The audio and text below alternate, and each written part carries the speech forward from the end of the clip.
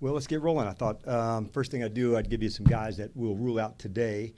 That'll be John Bates, Terry McLaurin, Noah Brown, and Jayden Daniels. And I know you'll want to discuss with Jayden. He's working incredibly hard around the clock to get back. Ultimately, doctors haven't cleared him just yet. He's absolutely doing everything he possibly can. So Marcus is going to start again, which leads me into captains. And so on the offense, it will be Marcus. And defensively, Quan Martin. And on special teams, Tress Way. These three have a tremendous impact on the entire building and legit heavy hitters on our team in lots of ways. So we'd follow these three anywhere. So glad to open it up and get rolling with you guys. With Jayden, what is it that you guys still aren't seeing full enough yet? Medical, John, on that side. So this is just doctors on that space to go. Jayden's working as hard as he can to go. They just haven't cleared him just yet. And with Terry, what's the level of concern that is this something a few weeks, you think, or what's the level of concern there? Yeah, as a quad injury, just again working as hard as he can to come back from it, and he's putting all the work in. So I would say he's week to week as we're hitting it, and see what next week brings and where he's at. And mostly all you guys know when it turns, then it goes quicker. So we'll just see where he gets into by next week. What have you learned about Marcus over the year and a half you've been with him? Yeah, I think I've learned about leading from him, when to lean in, when to watch, when to give support, and he's very thoughtful. And so I think there's a part of leading that goes into that of when to lean in and speak up, when to watch, let somebody else, assume that space. And I think that's one of the rare traits, that a person can have of leaning in, but also knowing when to push someone else into that space. But I think the work ethic, the perseverance is what I've learned about him. He's dealt with injuries, setbacks, and just his attitude. He's so consistent, Nikki, in what he does. That's what I've learned about him. The approach, it doesn't waver, and that's something that I really respect about him. He's been pretty open about the anxiety, the fears he's faced in dealing with the adversity he has in his career. How did you see him kind of process everything with his first start last week and now coming into this week? How has that been for him from your perspective? Yeah, I think you have to go through those spaces and then lean in to know, okay, man, the discussions we had was be you, man. That's more than enough. And you don't have to over-try or put an extra spot on it. And so I was very proud of him for that. Being able to share and peer-to-peer to others, that's a really powerful thing. And so sharing perspective, sharing insights with one another, I think that's as big as it gets. And I think everybody saw the clip last year when I think it might have even been against Atlanta.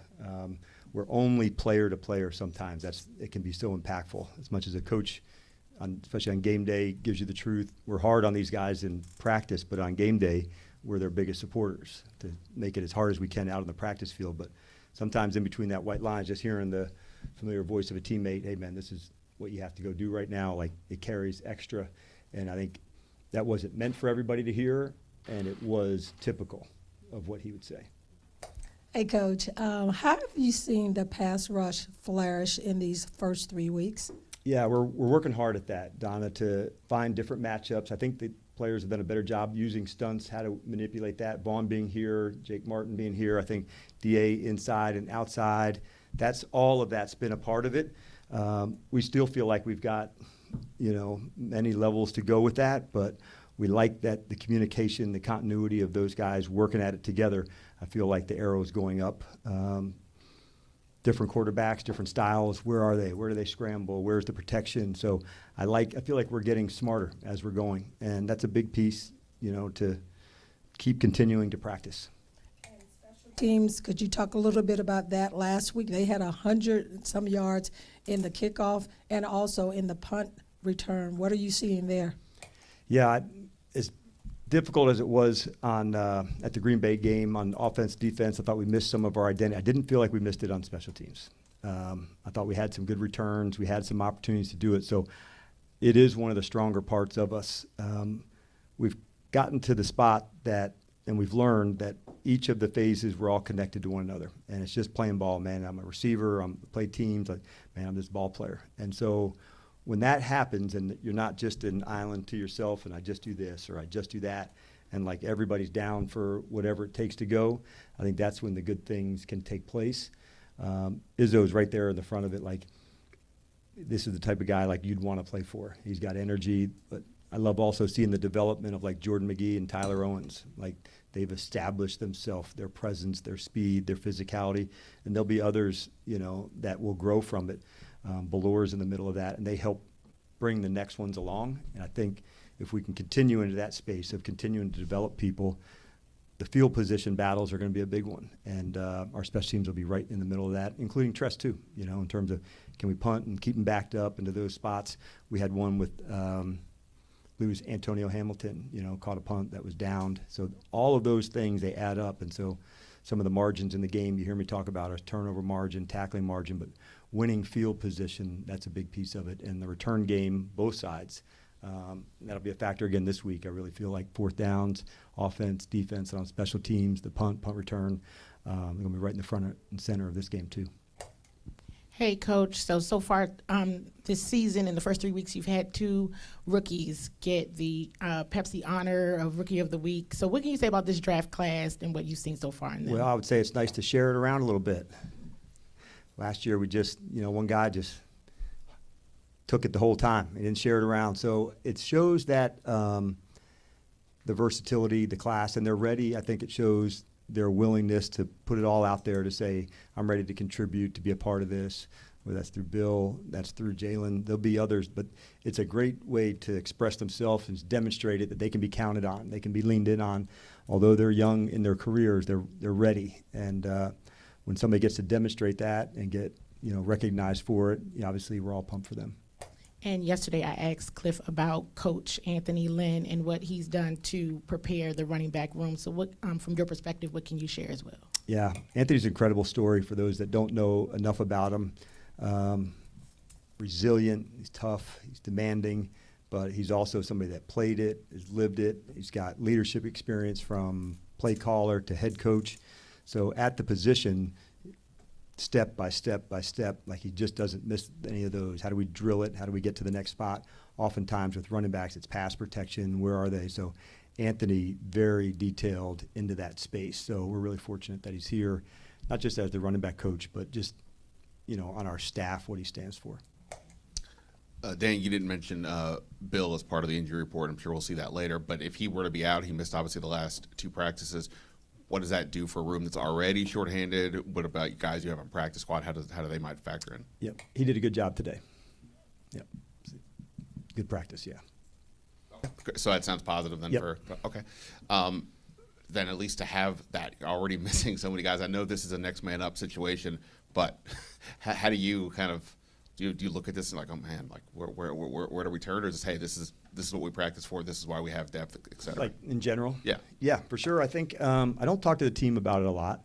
And the reason being is I wanted, when the moments come, I wanted to prepare for that, Ben, as a certainty, not a possibility. Whether it's, who knows what position, it could have been running back or tight end or receiver, whatever that looks like, that's the job. That's why you're here, and you get those chances. And when they come, you want to make sure you don't over-try it. I wanted this so badly, I need to perform at a certain space.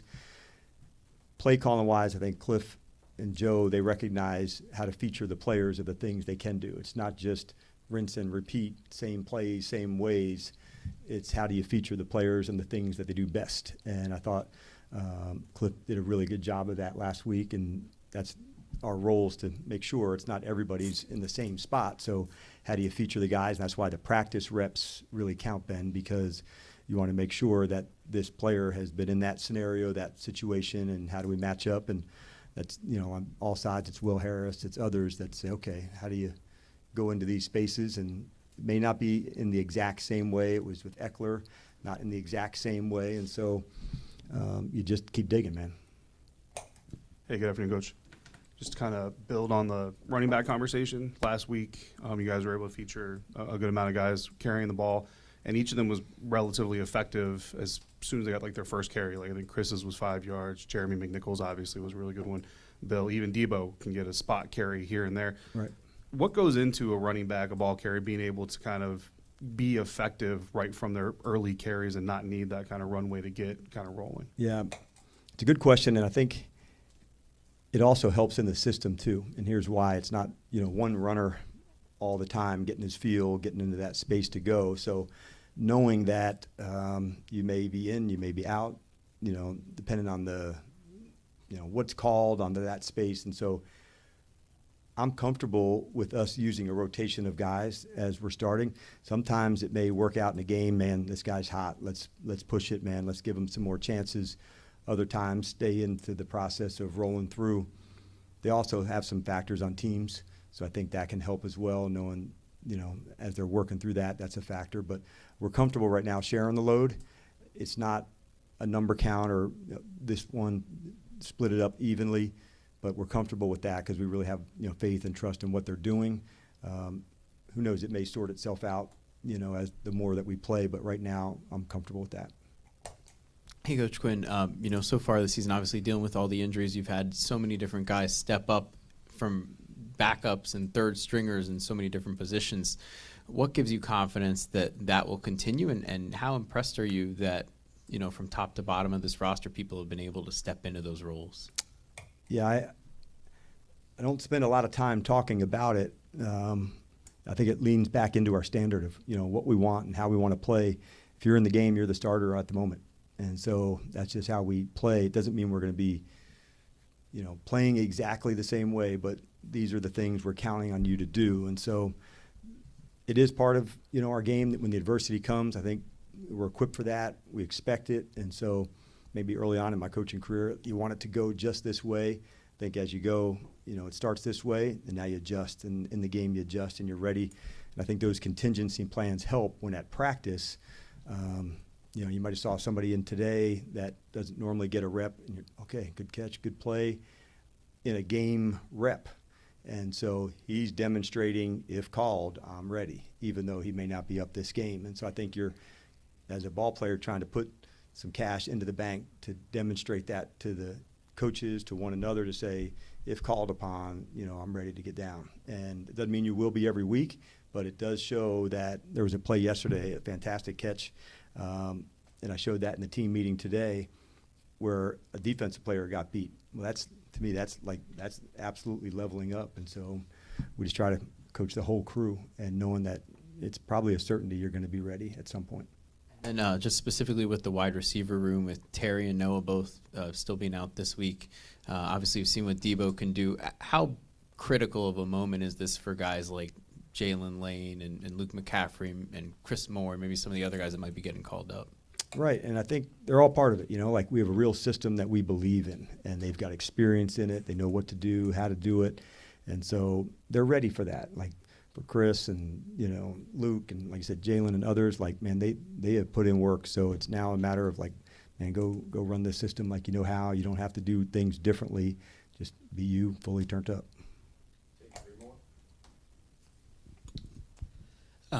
Not to go back to Jayden, but we're going to. But we're going to. Understood. He said in the press conference on Wednesday that he was feeling good and he didn't think he was being impacted. I'm curious how much of a factor is that, like how the guy says he's feeling in these sorts of conversations?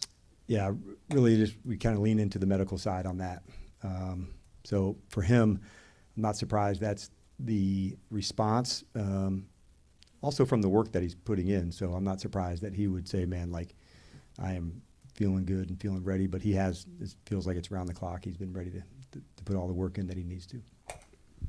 Jayden said he watched most of last Sunday's game up in a box. I was just wondering if there's any reason behind that and if he might do that again. Yeah, he and the teammates that didn't play, that's like pretty standard for us. And so just some time away, like just they might work it really hard Saturday in a rehab, and knowing they're going back at it again first thing Monday morning, those 4 hours on their feet. We just want them to be the support. They're in the locker room with the guys, and then as opposed to just having 4 hours on their feet, that's just how we do it. Do you have some? We can just close it. I know Nikki does. Of course she does. But Devo, since you're out two receivers, do you still anticipate him having his full role in special teams? We do. Thanks, everybody.